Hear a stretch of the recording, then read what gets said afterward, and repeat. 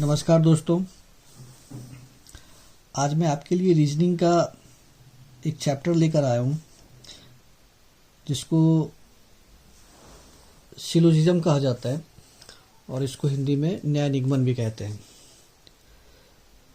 इस चैप्टर में काफ़ी बच्चों को बहुत सारा डाउट होता है, तो मैं कोशिश करूँगा कि सभी डाउट्स को मैं प्रॉपर मैनर में क्लियर कर सकूं। और इस चैप्टर को मैं जीरो लेवल से लेकर जो डिफ़िकल्ट लेवल है वहाँ तक आपका जितना भी डाउट है सब क्लियर कर सकूं मैं। और डिफरेंट टाइप्स ऑफ एग्ज़ाम में अलग अलग तरीके से क्वेश्चन इससे पूछा जाता है और बहुत सारे एग्जाम्स में पूछा जाता है इससे क्वेश्चन। और ये वैसे भी बहुत देखा जाए तो बहुत ही इम्पोर्टेंट चैप्टर है और इसमें बच्चों को डाउट भी बहुत ज़्यादा होता है। तो कोशिश करूँगा कि मैं इसको ठीक तरीके से आपको बता सकूं और समझा सकूं। अब मैं इसमें कुछ जो ज़रूरी बातें पहले मैं आपको बताऊंगा, उसके बाद हम लोग बाद में जैसे जैसे होगा वैसे वैसे इससे जो रिलेटेड जो इसका सवाल होगा वो भी करेंगे, जो इसका डाउट होगा वो भी करेंगे। लेकिन फर्स्ट इसका जो कॉन्सेप्चुअल पार्ट है उसको क्लियर कर लेते हैं। तो स्टार्ट करते हैं। सबसे पहले मैं आपको बता देता हूँ कि ये जो इसका नाम है सिलोजिज्म, इसका मतलब होता है, हिंदी में इसको न्याय निगमन कहते हैं। जैसा नाम से क्लियर है, आपको इसमें एक तरीके से देखा जाए तो एक दिया हुआ बेस सेंटेंस होगा। बेस सेंटेंस जो होता है उसको इसमें स्टेटमेंट कहा जाता है। स्टेटमेंट का मतलब हो गया कथन। तो इसमें दिया हुआ रहता है कथन, ठीक है। कथन को हम लोग बहुत सारे तरीके से, बहुत सारा नाम है, जैसे कि बेस सेंटेंस भी कहते हैं। बेस सेंटेंस, ठीक है। इसको हम लोग प्रेमाइस भी कह सकते हैं, प्रेमाइस भी कहते हैं, ठीक है। तो आधार वाक्य मतलब कथन, प्रेमाइस मतलब कथन हो गया। और ये आपको जो कथन दिया जाता है वो आपको 100% करेक्ट अज्यूम करके ही चलना है। मतलब इसको 100% सही मान के चलना है। कथन चाहे कैसा भी हो, आपको अगर ये वास्तविक नहीं भी लगता है तो भी हमें उसी दिए हुए कथन से निकालना पड़ता है उसके कंक्लूजन को, मतलब निष्कर्ष को। तो कथन चाहे कुछ भी दिया हुआ हो, उसके आधार पे हमें निष्कर्ष को निकालना होता है। मतलब इसका जो दूसरा है, पहले तो कथन दिया होगा, फिर उस पे कंक्लूजन्स होता है, कंक्लूजन्स होता है। इसको हम लोग निष्कर्ष कहते हैं, हिंदी में निष्कर्ष कहते हैं। तो कथन कुछ भी हो सकता है, आपको बता दिया मैंने। कथन में बेस सेंटेंस, कथन को बेस सेंटेंस कहते हैं, उसको प्रेमाइस भी कह सकते हो। और 100% वो करेक्ट आपको मान के चलना है। उसके आधार पर, मतलब लॉजिकल डिडक्शन, आपको उसको तार्किक रूप से देखना है कथन को, और उस पर आधारित जो निष्कर्ष हो सकता है उसको निकालने की कोशिश करेंगे, ठीक है। तो अब आपको पता चल गया होगा कि इस चैप्टर में कथन होता है और निष्कर्ष होता है। कथन को आपको सत्य ही मान के चलना है और उस पे आधारित आपका निष्कर्ष होगा। तो मैं एक बात और बता देता हूँ आपको कि ये जो चैप्टर है वो काफ़ी लेंदी, काफ़ी बड़ा है। तो इसको मैं पार्ट वाइज कवर करूँगा। तो ये आज का जो है फर्स्ट पार्ट है, तो मैं इसको पार्ट वाइज कवर करूँगा। तो आप एक एक पार्ट को देखेंगे तो आपको सही से समझ आएगा और इसमें अच्छा बेहतर समझ हो जाएगा। और मैं ये कोशिश करूँगा कि आपसे गलती ना हो, इसलिए इसको शुरुआत से और आराम से मैं बताते हुए चलता हूँ। तो सबसे पहले हमें देखना होता है कि वास्तविक में कथन होता कैसा है। इसमें कथन किस तरीके का होता है, किस प्रकार का कथन होता है। तो मैं कुछ इसमें कथन का जो प्रकार है पहले वो नोट कराऊंगा। टाइप्स ऑफ स्टेटमेंट किस तरीके से दिया हुआ रहता है इस चैप्टर में, उससे पहले मैं एक बात और बताना चाहता हूँ इस चैप्टर के बारे में कि इसमें जो कंक्लूजन होता है वो बेसिकली दो तरीके से पूछा जाता है। एक आपसे पूछा जाता है सर्टेन कंक्लूजन्स, और एक होता है जिसको हम कहते हैं possible conclusion.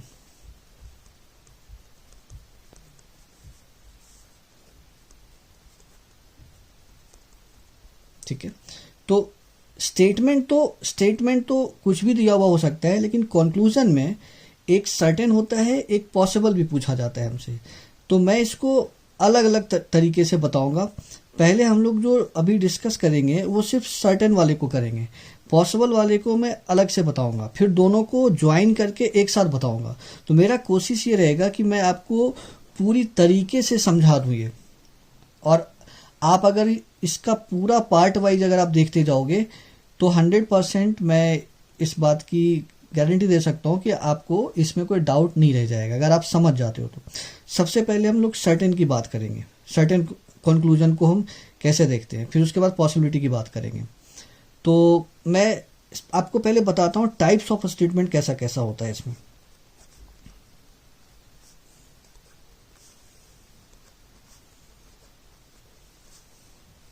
Types of statements, ठीक है। तो आपको पहले समझना है कि स्टेटमेंट किस किस तरीके से पूछा जाता है। ठीक है, वैसे तो कुछ भी हो सकता है, लेकिन basically exam point of view से अगर देखो, और कोई आप कॉम्पिटिटिव एग्जाम की तैयारी कर रहे हो या किसी और एग्जाम की, तो उसके पॉइंट ऑफ व्यू से किस किस तरीके का स्टेटमेंट हो सकता है मैं आपको बताता हूँ। तो सबसे पहले मैं आपको बता रहा हूँ कि जैसे इसमें दिया हुआ हो सकता है आपके स्टेटमेंट में ऑल ए आर बी। ठीक है, तो ऑल ए आर बी, इसका अगर मैं हिंदी में, क्योंकि मैं आपको बाइलिंगुअल बताऊंगा, तो फर्स्ट में इंग्लिश में और देन उसके बाद में उसके हिंदी में अनुवाद करके मैं बताता हूँ। सभी ए बी है।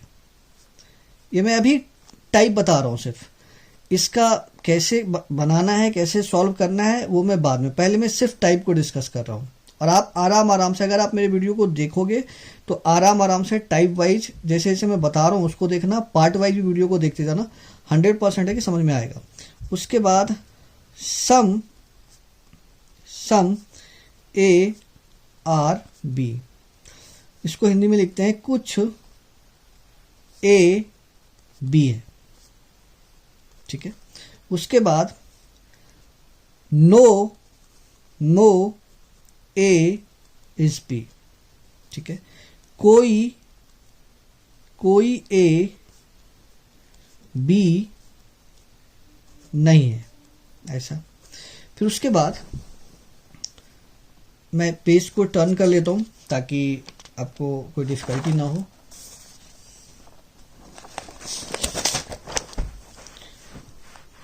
फिर है सम ए आर नॉट बी, कुछ ए बी नहीं है। उसके बाद अभी और भी इसमें मैं ऐड कर रहा हूं। उसके बाद ओनली ए आ बी। अच्छा, ध्यान रखना कि ओनली अगर दिया हुआ होता है तो हम इसको अपने सुविधा के लिए, ताकि हम डायग्राम को बना सके या जिस भी टाइप से आप सॉल्व करोगे या जब मैं बताऊंगा तो इसको हम ना ऑल में कन्वर्ट कर लेते हैं और एलिमेंट को इंटरचेंज कर देते हैं। तो ऑल बी आर ए, इसको इस तरीके से। ठीक है, उसके बाद तो इसको आप लिख सकते हो ओनली ए आर बी को केवल ए बी है, तो मैं यहां साइड में लिख देता हूं केवल ए बी है। इसको ऑल में मैंने कन्वर्ट किया है। उसके बाद only few A are B. अब इसमें क्या होता है, इसको हम लिखते हैं केवल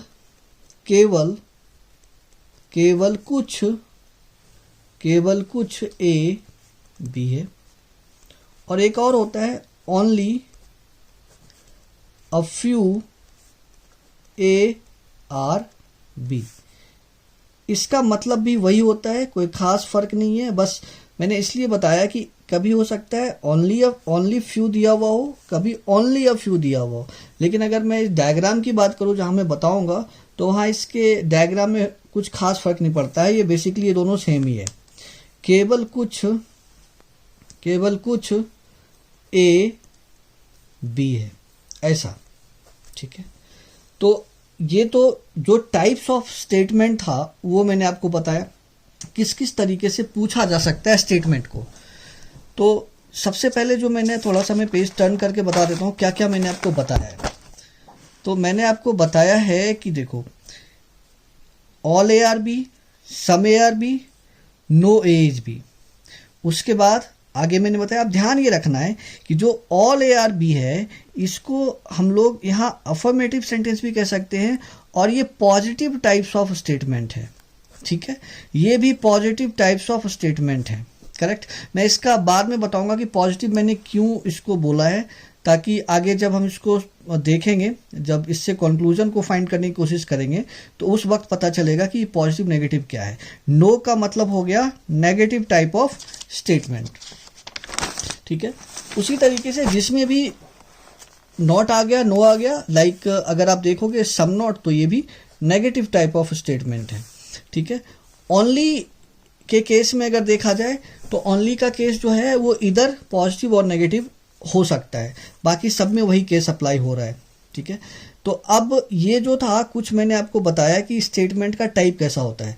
अब कभी कभी क्या होता है कि आपको कोई स्टेटमेंट ऐसा मिलेगा जिसमें all, some, no, some not, only, only few, only a few नहीं मिलेगा, वो कुछ और किसी और तरीके से स्टार्ट होगा। तो उसके लिए मैं जो कुछ कीवर्ड जिससे वो स्टार्ट होगा मैं बता देता हूँ। वैसे मान लो कि आपको मिल सकता है कि 99.9%, ठीक है, या फिर 50% मिल सकता है। मतलब ऐसा कह लो 99.9% A are B, 50% A are B, ऐसा। उसके बाद आपको मिल सकता है एट लीस्ट। ठीक है, एट लीस्ट, इससे स्टार्ट हो सकता है। उसके बाद आपको मिल सकता है ऑलमोस्ट, ऑलमोस्ट, ऑलमोस्ट हो गया। उसके बाद मोस्टली से स्टार्ट हो सकता है। ठीक है, तो इस तरीके के वर्ड से जो अगर स्टार्ट होता है, तो हम लोग इस सब को अगर देखा जाए तो हम इस जितने भी मैंने यहाँ पे जितना भी मैंने वर्ड लिखा है, कोई भी 100% शो नहीं कर रहा है।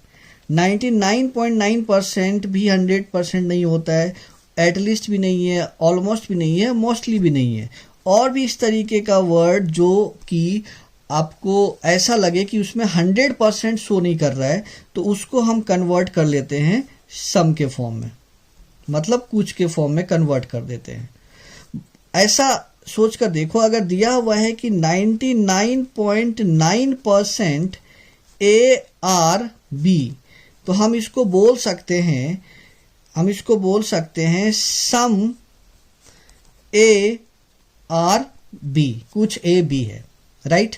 इसी तरीके से कुछ भी ये इस तरीके का वर्ड दिया हुआ है तो आप इसको सम में कन्वर्ट कर सकते हो। देन नेक्स्ट, अब जो अगला है वो मान के चलो कुछ इस तरीके से भी स्टार्ट हो सकता है 100%, फिर हो सकता है ईच से स्टार्ट हो, फिर हो सकता है एवरी से स्टार्ट हो, और मोस्ट इंपॉर्टेंट जो है वो नेम से स्टार्ट हो सकता है। अब इसमें भी कभी कभी कंफ्यूजन होता है कि मान के चलो अगर ऐसा स्टार्ट कर दिया गया, देखो जो स्टेटमेंट था जिसमें ऑल सम लगा है वो तो क्लियर है, लेकिन जिसमें कुछ लगा हुआ नहीं है इस तरीके से दे दिया। मान लो ऐसा दे दिया, डॉग्स हैव 4 legs। अब इस तरीके का अगर दिया हुआ है तो हम इसको अगर डायग्राम के थ्रू अगर रिप्रेजेंट करें तो कैसे करेंगे। तो यहाँ पे नेम से स्टार्ट हुआ है, मतलब नेम मैंने बोला था, तो जो भी इस तरीके से स्टार्ट होता है जिसमें 100% ईच, एवरी और नेम, और एटसेट्रा भी मैं लिख रहा हूँ, ताकि और भी इस तरीके का वर्ड जो ये दिखाए कि वो 100% की बात कर रहा है, तो उसको ऑल में कन्वर्ट कर देते हैं, उसको ऑल मतलब सभी में कन्वर्ट कर लेते हैं। तो यहाँ पे हो जाएगा all dogs have four legs. ठीक है, तो इस तरीके से तो मुझे लगता है कि आपको बहुत बात इसमें समझ में आया होगा कि स्टेटमेंट किस किस तरीके का होता है, और किसी किसी स्टेटमेंट में अगर जो स्टार्टिंग वर्ड जो मैंने बताया था all, some, only, no, only a few, only few अगर नहीं दिया हुआ है और इस तरीके से स्टार्ट हो रहा है, तो उसको कन्वर्ट किस में करना है। ठीक है, तो मैं उम्मीद करता हूं कि इस पार्ट में हम यहीं तक रखते हैं। मैं ज़्यादा बड़ा वीडियो नहीं बनाऊंगा, मैं छोटे छोटे पार्ट में करके बनाऊंगा, ताकि आपको जितना देखो अच्छे से समझ में आ जाए। और इसी तरीके से मैं अगला वीडियो जो लेके आऊँगा उसको इसके आगे लेकर के जाऊँगा, और उसमें बताने की कोशिश करूँगा मैं कि जो स्टेटमेंट दिया हुआ है उससे पॉजिटिव स्टेटमेंट है तो उससे कैसा कंक्लूजन आएगा, और अगर निगेटिव स्टेटमेंट है तो उससे कैसा कंक्लूजन आएगा, अगर दोनों को मर्ज करते हैं पॉजिटिव निगेटिव को तो कैसा कंक्लूजन आएगा। तो मैं अगला वाला जो वीडियो लेके आऊँगा उसमें ये सारी बात को मैं बताऊँगा। फिलहाल के लिए मैं यहीं पे बाइंड अप करता हूँ, और इसको आप ध्यान से देखना, और मैं पार्ट वाइज, और मैं कोशिश करूँगा कि पर डे लेके आऊँ, ताकि आपका ये जल्दी से पार्ट वाइज कंप्लीट हो जाए और अच्छे से समझ में आ जाए, और मैं क्वेश्चन भी कराऊँगा। तब तक के लिए धन्यवाद।